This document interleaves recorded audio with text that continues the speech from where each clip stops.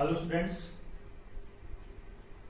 Last video में अपन ने जो क्लास 10 का चैप्टर था इलेक्ट्रिसिटी, उसमें इलेक्ट्रिक करंट, उसकी एसआई यूनिट, उसके कंपोनेंट्स, इलेक्ट्रिक कंपोनेंट्स और इलेक्ट्रिक सर्किट को अपने कंप्लीट कर लिया था। ठीक है, होप आपको वो समझ में आ गया होगा। आपको उनकी डेफिनेशन याद रखनी है, इलेक्ट्रिक सर्किट के कंपोनेंट्स याद रखने हैं। आज उसके आगे अपन जो पढ़ेंगे उस टॉपिक का नाम है इलेक्ट्रिक फील्ड। क्या नाम है? Electric field. ठीक है, इलेक्ट्रिक फील्ड होता क्या है? देखिए, जो भी कोई चार्ज होता है उसकी खुद की कुछ प्रॉपर्टीज होती हैं। Every charge has its properties. Suppose that आपके पास कोई भी एक चार्ज है, ठीक है, ये आपका आइदर प्लस हो सकता है और माइनस हो सकता है। ठीक है, तो क्या होगा, जो चार्ज है उसके अराउंड एक पर्टिकुलर एरिया होता है, a particular area around a charge in which any other charge experiences a force that is known as electric field. तो क्या हो गया? Electric field is a particular region around a charge in which any other charge experiences a external force. Suppose that ये plus Q है, ठीक है, तो इसके अराउंड एक पर्टिकुलर एरिया होगा सब, जिसमें क्या होगा, कोई दूसरा चार्ज, सपोज दैट अपन कोई एक प्लस क्यू चार्ज यहां से लेके आ रहा है। ठीक है, तो जब प्लस क्यू चार्ज यहाँ होगा तो इन दोनों के बीच में कोई इंटरेक्शन नहीं होगा, जब यहाँ होगा तो भी कोई इंटरेक्शन नहीं होगा, लेकिन जैसे ही यहाँ पे आएगा तो दोनों में क्या होगा? रिपल्सन। ठीक है, हमने पढ़ा था क्या होता है, जो भी आपके सेम चार्जेस होते हैं रिपेल करते हैं, तो यहाँ पे आते क्या होगा? रिपेल करेगा, यहाँ आएगा तो और रिपेल करेगा, यहाँ आएगा तो और रिपेल करेगा। तो वो पर्टिकुलर एरिया जिसमें इन दोनों के बीच में क्या है? इंटरेक्शन हो रहा है, that is known as electric field. ठीक है, अगर यहाँ से अपन माइनस क्यू चार्ज को लेके आते हैं तो जैसे यहाँ पहुंचेगा क्या होगा? ये अट्रैक्ट होगा और ये क्या हो रहा है? रिपेल होगा। ऐसे मान लो माइनस क्यू चार्ज है तो इस केस में क्या होगा? इसके चारों तरफ एक पर्टिकुलर एरिया होगा। ठीक है, अगर आप प्लस क्यू चार्ज लेके आ रहे हो तो यहाँ जैसे ये पहुंच जाएगा उसके बाद क्या होगा? इसमें अट्रैक्शन स्टार्ट हो जाएगा। और अगर आप माइनस क्यू चार्ज लेके आ रहे हो तो जैसे यहाँ पहुंचेगा क्या होगा? रिपल्सन स्टार्ट हो जाएगा। ठीक है, तो a particular area around a charge in which another charge experiences the force of attraction or repulsion, that is known as electric field. समझा गया आपको?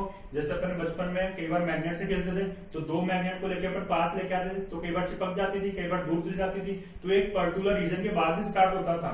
वो अट्रैक्शन और रिपल्सन क्या होता है? एक पर्टिकुलर रीजन के बाद ही स्टार्ट होता था। तो मैग्नेट के केस में उसको क्या बोलते हैं? Magnetic field. तो इलेक्ट्रॉन्स के केस में, चार्ज के केस में उसको क्या बोलते हैं? Electric field. दोबारा देखिए, what is electric field? Electric field is a particular area around any charge in which other charge experiences the force of attraction or repulsion. That particular region is known as electric field. ठीक है, उसके बाद अपने पास आता है electric field lines. Electric field lines क्या होते हैं? तो इलेक्ट्रिक फील्ड लाइंस बेटा हाइपोथेटिकल पाथ होता है। Electric field lines is a hypothetical path in which a unit positive charge can move in an electric field. इस इलेक्ट्रिक फील्ड में जो यूनिट पॉजिटिव चार्ज होगा, यूनिट का मतलब होता है 1 कूलम और पॉजिटिव का मतलब होता है प्लस, तो यूनिट पॉजिटिव चार्ज का इस इलेक्ट्रिक फील्ड में जो पाथ होगा वो क्या होगा बेटा? इलेक्ट्रिक फील्ड लाइन होता है। तो सपोज दैट अगर मान लो प्लस क्यू है और अपन इसमें क्या कर रहे हैं? +1 कूलम को अपन लेके आ रहे हैं। ठीक है, तो क्या होगा? इनके बीच में रिपल्सन होगा तो क्या होगा? लाइन ऐसे बाहर जाएगी। ठीक है, इट मींस अपन कह सकते हैं कि जो प्लस क्यू चार्ज होता है उसकी वजह से इलेक्ट्रिक फील्ड लाइंस क्या होती है? हमेशा आउटवर्ड होती है। अगर ये प्लस क्यू चार्ज इधर से आएगा तो भी रिपल्सन होगा, तो भी क्या होगा? आउटवर्ड होगा। तो आपको एक टॉपिक याद रखना है, ये जो आपका पॉजिटिव चार्ज होता है उसकी वजह से इलेक्ट्रिक फील्ड लाइंस क्या होती है? ऑलवेज आउटवर्ड होती है। ऐसे अपन माइनस क्यू की बात करते हैं तो क्या करना अपने को? लेके तो प्लस क्यू चार्ज आना, यूनिट पॉजिटिव चार्ज। तो जब अपन +1 चार्ज को लेके आते हैं तो जैसे इसके पास क्या होगी? इस रास्ते में इन्वर्ट होगी, अगर इधर से आ रहा है तो भी इन्वर्ट होगी। तो आपको क्या रखना है कि जो आपका नेगेटिव चार्ज होता है उसकी वजह से इलेक्ट्रिक फील्ड लाइन हमेशा कैसे होती है? इन्वर्ट होती है। इट मींस अपन शॉर्ट में क्या कह सकते हैं? पॉजिटिव चार्ज हमेशा इलेक्ट्रिक फील्ड लाइंस को आउटवर्ड रखता है और नेगेटिव चार्ज हमेशा इलेक्ट्रिक फील्ड लाइंस को इन्वर्ट रखता है। लेकिन सपोज दैट अपने पास कोई एक कॉम्बिनेशन है कि ये प्लस क्यू चार्ज है और ये माइनस क्यू चार्ज है, तो क्या होगा? यहां से इलेक्ट्रिक फील्ड लाइन बाहर आएगी और यहां से अंदर, तो that is the representation of electric field lines. ये ऐसे इलेक्ट्रिक फील्ड लाइंस आएंगे। ठीक है, जैसे जैसे दूर जाओगे वैसे वैसे इलेक्ट्रिक फील्ड लाइंस की कंसंट्रेशन क्या हो जाएगी? कम होती जाएगी। ठीक है, तो यहाँ पे इलेक्ट्रिक फील्ड लाइंस की डेफिनेशन क्या होगी? The path of unit positive charge in an electric field is known as electric field lines. Electric field lines की कुछ प्रॉपर्टीज होती हैं। पहली प्रॉपर्टी क्या होती है, पॉजिटिव से आउटवर्ड और नेगेटिव से इनवर्ड होती है, ठीक है। दूसरी प्रॉपर्टी क्या होती है कि जहां पे इनकी कंसंट्रेशन ज्यादा होगी वहां पे इलेक्ट्रिक फील्ड भी ज्यादा होगा, मतलब जितने number of electric field line ज्यादा होंगी उस प्लेस पे उतना ही इलेक्ट्रिक फील्ड ज्यादा होगा, ठीक है। तीसरी प्रॉपर्टी, मोस्ट इंपोर्टेंट प्रॉपर्टी आपको याद रखनी है, two electric field lines never intersect each other. कोई भी दो इलेक्ट्रिक फील्ड लाइंस कभी भी आपस में इंटरसेक्ट नहीं करेंगी, ठीक है। क्यों, इसका कई बार क्वेश्चन पूछा जाता है, व्हाई, क्यों, because at the intersection point there will be two direction of electric field, that is not possible. Electric field एक वेक्टर क्वांटिटी है जिसकी एक पॉइंट पे एक डायरेक्शन होती है। सपोज दैट कि अगर एक इलेक्ट्रिक फील्ड लाइन यहां से है और दूसरी ऐसे है, यहाँ पे इंटरसेक्ट करिए, तो at the point of intersection there are two direction of electric field lines, that is not possible. तो तीसरी प्रॉपर्टी क्या थी, two electric field lines never intersect each other because at the point of intersection there will be two direction of electric field lines, that is not possible. तो ये तीनों properties आपको याद रखनी है, ठीक है। तो ये अपना ये टॉपिक था इलेक्ट्रिक फील्ड लाइंस। तो आपको इसमें इलेक्ट्रिक फील्ड और इलेक्ट्रिक फील्ड लाइंस याद रखना है। अगला टॉपिक अपना है पोटेंशियल और पोटेंशियल डिफरेंस, उसको भी अपन देखते हैं। तो अपना अगला टॉपिक जो है वो है पोटेंशियल एंड पोटेंशियल डिफरेंस, ठीक है। अपन इसको देखते हैं होता क्या है। तो सबसे पहले अपन इसकी डेफिनेशन देखेंगे। तो पहले मैं आपको वर्बली बता देता हूं पोटेंशियल क्या होता है, व्हाट इज पोटेंशियल, ठीक है। The work done to bringing a unit positive charge from infinite to an electric field is known as potential, ठीक है। दोबारा सुन लीजिए, the work done to bringing a unit positive charge from infinite to an electric field is known as potential.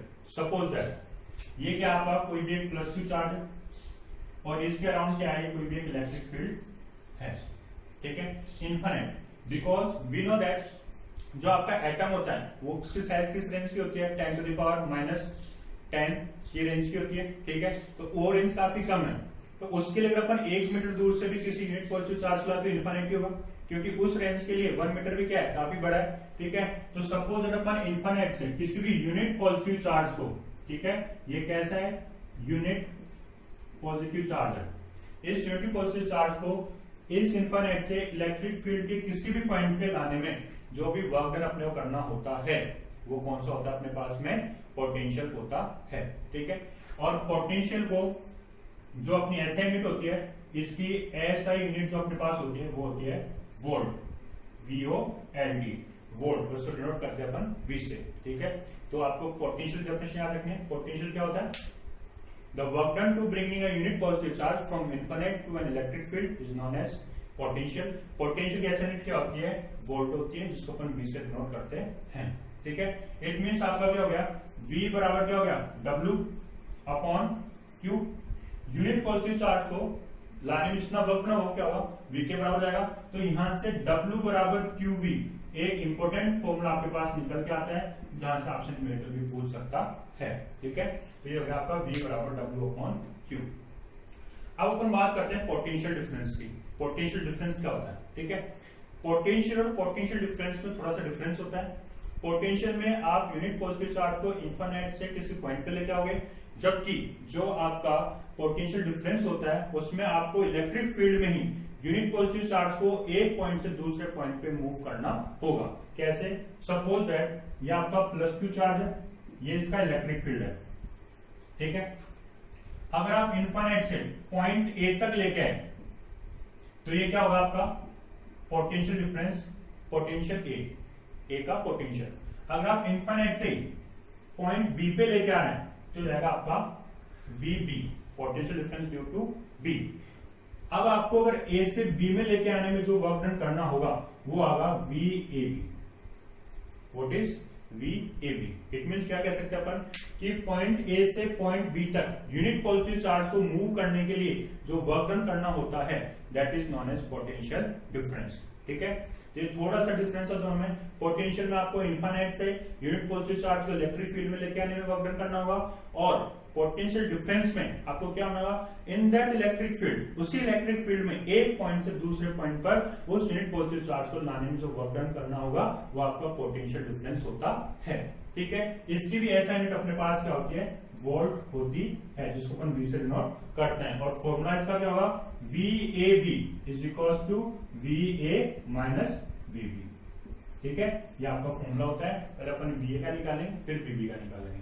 तो इस तरीके से आज की क्लास में अपन ने सिर्फ इलेक्ट्रिक फील्ड लाइंस, पोटेंशियल और पोटेंशियल डिफरेंस इसी को रीड किया है। और मैंने आपको बताया था कि पोटेंशियल को किससे मेजर करते हैं, वोल्ट मीटर से। किससे मेजर करते हैं, वोल्ट मीटर से। और वोल्ट मीटर सर्किट में कैसे कनेक्टेड होता है, पैरेलल कनेक्शन। कैसा कनेक्शन होता है, पैरेलल कनेक्शन होता है। ठीक है, अब कई बार पूछ लेते हैं कि वोल्ट मीटर में से करंट फ्लो होता है, तो अपने को बोलना है नहीं, वोल्ट मीटर में से करंट का फ्लो नहीं होता। क्यों, because the resistance of ideal volt meter is infinite. Because the ideal resistance of volt meter is infinite. क्यों, क्योंकि जो पोटेंशियल, जो आपको वोल्ट मीटर है, उस वोल्ट मीटर का काम क्या है, केवल पोटेंशियल को मेजर करना। तो करंट अगर उसमें से सप्लाई हो गया तो पोटेंशियल की एक्यूरेसी नहीं आ पाएगी। तो उस केस में जो आपका वोल्ट मीटर होता है उसको पैरेलल में कनेक्ट किया जाता है, और उसका जो आइडियल रेजिस्टेंस होता है वो क्या होता है, इनफाइनाइट होता है। तो जब रेजिस्टेंस इनफाइनाइट होता है उस केस में क्या होगा, उसमें करंट निल फ्लो होता है। तो आपको याद रखना है, पोटेंशियल और पोटेंशियल डिफरेंस किससे मेजर करते हैं, वोल्ट मीटर से। वोल्ट मीटर कैसे कनेक्टेड होता है, पैरेलल में। इसमें से करंट फ्लो होता है नहीं होता, नहीं होता। क्यों नहीं होता, कि उसका जो आइडियल रेजिस्टेंस होता है वो क्या होता है, इनफाइनाइट होता है। ठीक है, तो आज की क्लास को अपन यही खत्म करते हैं। होप आपको ये तीनों चारों चीज अच्छे समझ में आएगी। आप इनको प्लीज नोट डाउन कर लीजिए और इनको लर्न करते रहिए। आपको कोई भी डाउट है तो आप मुझसे रिवर्ट कर सकते हैं कमेंट बॉक्स में। Thank you for watching.